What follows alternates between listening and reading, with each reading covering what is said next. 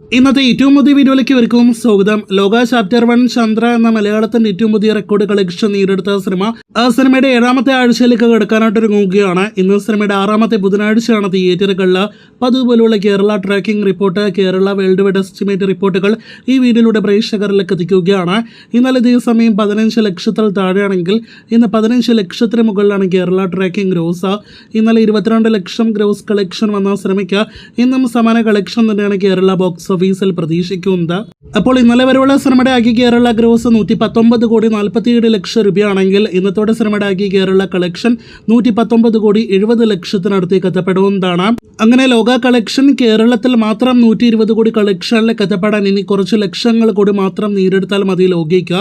ഇതിനിടയിൽ സിനിമയുടെ world wide എസ്റ്റിമേറ്റിലേക്ക് വരികയാണെങ്കിൽ ഇന്നലെ വരെയുള്ള വേൾഡ് വൈഡ് എസ്റ്റിമേറ്റ് കളക്ഷൻ 298 കോടി 75 ലക്ഷം രൂപയാണ്. ഇന്നത്തോടെ 299 കോടിയിലേക്ക് ലോകിയുടെ ആകെ വേൾഡ് വൈഡ് ഗ്രോസ് എത്തപ്പെടുമെന്നാണ് പ്രതീക്ഷിക്കുന്നത്.